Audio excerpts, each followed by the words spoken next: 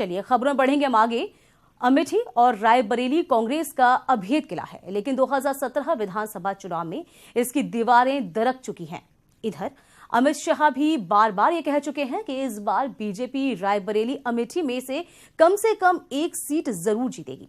और यही वजह है कि राहुल और प्रियंका ने कांग्रेस के किले की दीवारों को दुरुस्त करना शुरू कर दिया है, ताकि अमेठी के लोगों के मन से स्मृति का नाम विस्मृत हो जाए और रायबरेली में दिनेश प्रताप अपना प्रताप न दिखा सकें।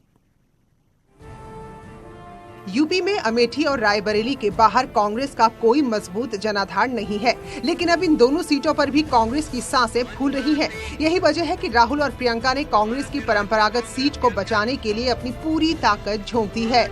कांग्रेस महासचिव प्रियंका गांधी ने अमेठी से बीजेपी उम्मीदवार स्मृति ईरानी पर निशाना साधा और कहा कि स्मृति ईरानी ने जूते बांटकर अमेठी की जनता का अपमान किया है और ऐसे लोगों को सबक सिखाने की जरूरत है। ये स्मृति ईरानी जी यहाँ आई और उन्होंने जूते बांटे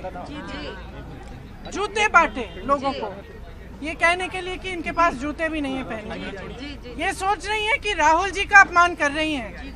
ये कर रही है अमेठी की जनता का अपमान। हम लोग का हो रहा है। अमेठी की जनता ने कभी किसी से भीख नहीं मांगी है, कभी किसी से भीख नहीं मांगी है। प्रियंका ने पीएम मोदी और सीएम योगी पर भी निशाना साधा। कहा कि पीएम 5 साल में एक गांव में हालचाल पूछने तक नहीं गए। ऐसा अमेठी में कोई इंसान नहीं है उस उम्र का जिसको राजीव गांधी जी खुद नहीं मिले, जिसके गांव में राजीव गांधी जी खुद नहीं गए। राहुल गांधी गांव-गांव में जाते हैं। वाराणसी में क्या स्थिति है मालूम है आपको? क्या स्थिति? मैं वाराणसी गई, मैंने पूछा क्यों प्रधानमंत्री जी आते हैं? एक गाँव में नहीं गए हैं 5 सालों में, एक गांव में हालचाल पूछने नहीं गए हैं। ये हालत है कि आपके जो मुख्यमंत्री हैं दलितों के गांव में जाने से पहले उनसे हाथ मुंह धुलवाते हैं। ये हालत है। वहीं राहुल गांधी ने प्रधानमंत्री को भ्रष्टाचार के मुद्दे पर घेरते हुए 15 मिनट तक बहस करने की चुनौती दे डाली। मैं नरेंद्र मोदी जी को चैलेंज करता हूँ, रेसकोर्स रोड में कहीं भी भ्रष्टाचार पे मुझसे 15 मिनट डिबेट कर लें। भ्रष्टाचार पे ओपन डिबेट, एक मैं होऊंगा, एक नरेंद्र मोदी होंगे, बात करेंगे, 15 मिनट बात होगी।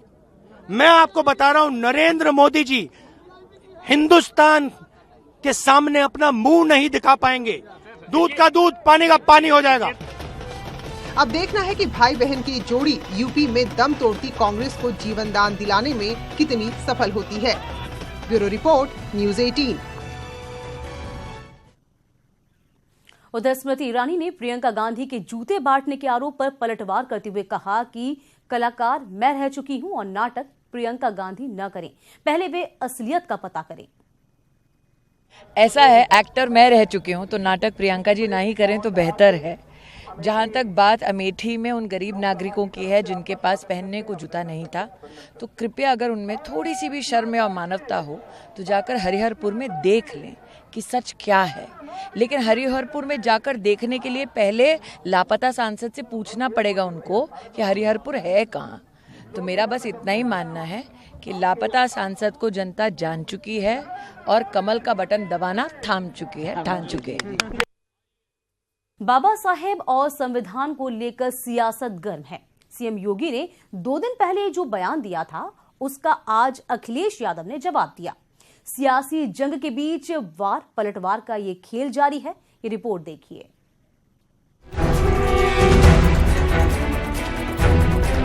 सपा के राष्ट्रीय अध्यक्ष अखिलेश यादव ने सीएम योगी को उनके इटावा में दिए गए बयान के लिए आड़े हाथ लिया। अखिलेश ने कहा कि चुनाव आयोग को चाहिए कि वो ऐसे बयानों पर कार्रवाई के लिए स्पेशल कोर्ट बनाए। अगर मुख्यमंत्री ये कह सकते हैं कि भैंस चराने वाले लोग आज इसीलिए सम्मान पा रहे हैं क्योंकि संविधान है, तो हमें खुशी है कि हमें संविधान ने वो अधिकार दिए कि हम आगे बढ़ सकते हैं। लेकिन ये उन अधिकारों को भी छीनना चाहते हैं। ये संविधान नहीं होता और ये लोकतंत्र नहीं होता, ये संविधान और लोकतंत्र नहीं होता तो बताओ बाबा मुख्यमंत्री जी को कहाँ रहना पड़ता, अपने मठ में रहना पड़ता, इस कुर्सी का नहीं मौका देता। दरअसल सीएम योगी ने शनिवार को इटावा की रैली में कहा था कि बाबा साहेब ने अगर संविधान नहीं बनाया होता तो समाजवादी पार्टी के लोग भैंस चरा रहे होते। यही बात अखिलेश यादव से जुड़े हुए यादव बिरादरी के लोग भी बसपा के प्रत्याशियों से पूछते हैं कि भाई बहन जी 2014 में कहती थी कि अगर बाबा साहब भीमराव अम्बेडकर और उनका संविधान नहीं होता तो अखिलेश यादव सिपाही में किसी जमींदार के घर में भैंस और गाय चरा रहा होता। हालांकि सीएम योगी ने इसे पूर्व में मायावती की कही टिप्पणी से जोड़ा था। अखिलेश यादव ने पीएम को भी निशाने पर लिया। सपा के राष्ट्रीय अध्यक्ष ने कहा कि चौकीदार को हराने का वक्त है। चौकीदार को हटाने का वक्त है। हमें देश का प्रधानमंत्री चाहिए और कोई भी परिवार ये नहीं चाहेगा उसके बच्चे चौकीदार बने। सब चाहते हैं डॉक्टर इंजीनियर बने। विपक्ष पे बहुत चॉइस है, अच्छा प्राइम मिनिस्टर बनेगा। पीएम मोदी और सीएम योगी पर अखिलेश यादव ने आक्रमण करके अपना रुख साफ कर दिया है कि बीजेपी की आक्रमण नीति पर करारा जवाब देंगे। मनोज शर्मा, न्यूज 18, लखीमपुर खीरी। तो ज्यों-ज्यों चुनाव के चरण बढ़ रहे हैं, वोटों के ध्रुवीकरण की कोशिशें भी तेज हो गई हैं और इसके साथ ही साध्वी प्रज्ञा सिंह ठाकुर की डिमांड भी बढ़ गई है। साध्वी प्रज्ञा भले ही कुछ दिनों पहले बीजेपी में शामिल हुई हैं, स्टार प्रचारकों की लिस्ट में उनका कहीं नाम नहीं, फिर भी कई राज्यों में बीजेपी उम्मीदवार आला कमान के सामने अपने अपने क्षेत्र में उनकी रैली कराने की डिमांड कर रहे हैं। अब इसके पीछे उम्मीदवारों की क्या मंशा है, क्या राजनीति और क्या रणनीति है, ये बताने की जरूरत नहीं है।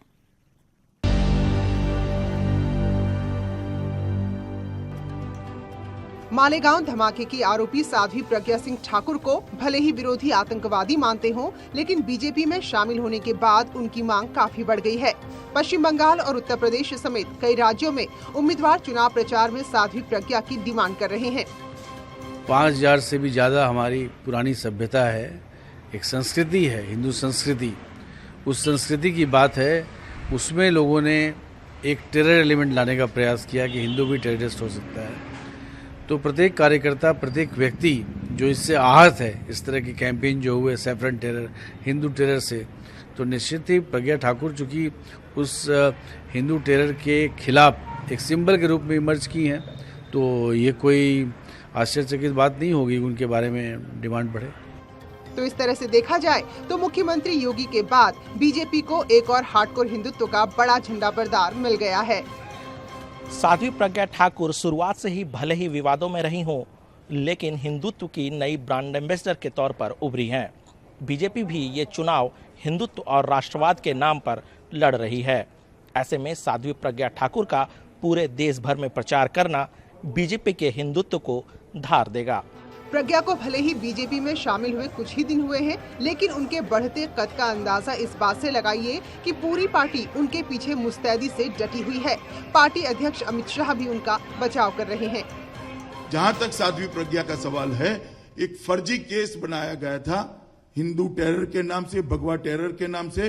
दुनिया भर में भारत की संस्कृति को बदनाम करने का प्रयास किया गया था। अदालतों में केस चला, इसको फर्जी पाया गया।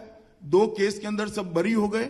सवाल तो वो है कि समझौता ब्लास्ट में स्वामी असीमानंद और बाकी सारे लोगों को एक्यूज बनाकर फर्जी केस रजिस्टर किया, तो समझौता ब्लास्ट करने वाले लोग कहां हैं? जो पहले पकड़े गए थे वो एक्यूज को किसने छोड़ा? उधर कांग्रेस साध्वी प्रज्ञा पर लगातार हमलावर है। मकसद सिर्फ भोपाल सीट जीतना नहीं, बल्कि आतंकवाद और शहीदों के अपमान के बहाने बीजेपी को घेरना है। साध्वी प्रज्ञा के व्यक्तित्व के 2 पहलू हैं।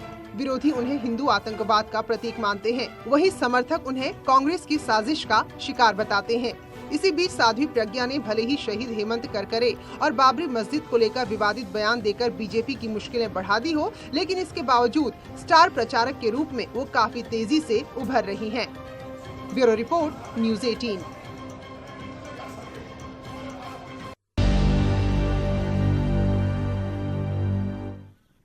चुनाव में गड़े मुर्दे उखाड़ने का दस्तूर काफी पुराना है।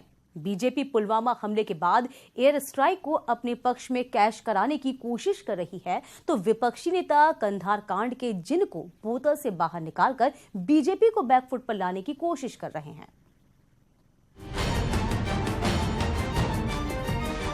दृढ़ता से लड़ने की। इस चुनाव में बीजेपी के नेता अपने भाषणों में एयर स्ट्राइक के बहाने भारतीय सेना के पराक्रम का गुणगान कर पार्टी के पक्ष में माहौल बनाने की कोशिश कर रहे हैं। वहीं कंधार का जिन्न भी बाहर निकल रहा है। गाजीपुर से गठबंधन प्रत्याशी अफजाल अंसारी पुलवामा आतंकी हमले को लेकर विवादित बयान दे रहे हैं। उन्होंने आतंकी सरगना मसूद अजहर को बीजेपी की पैदाइश कहा और पुलवामा हमले को सरकार की साजिश। आप ठीकरा फोड़ते हो मसूद अजहर पे। कौन है मसूद अजहर? मसूद अजहर तुम्हारी पैदाइश है। मसूद अजहर के इतिहास पे बहस कर लो।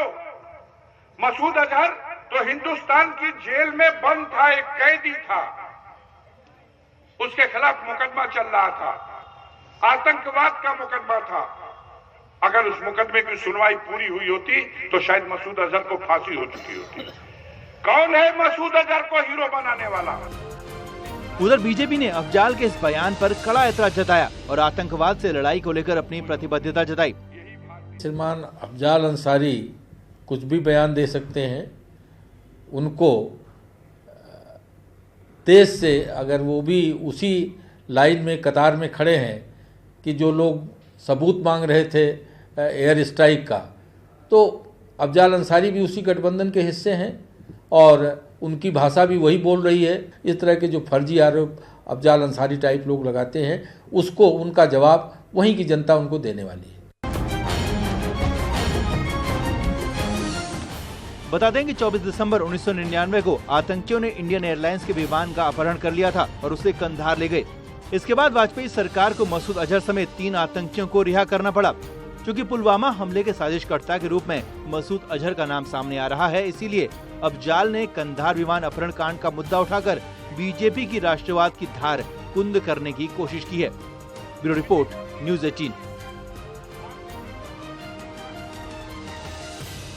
और यहाँ रुकेंगे छोटे से ब्रेक के लिए। ब्रेक के बाद हम फौरन लौटेंगे कुछ और खास खबरों के साथ।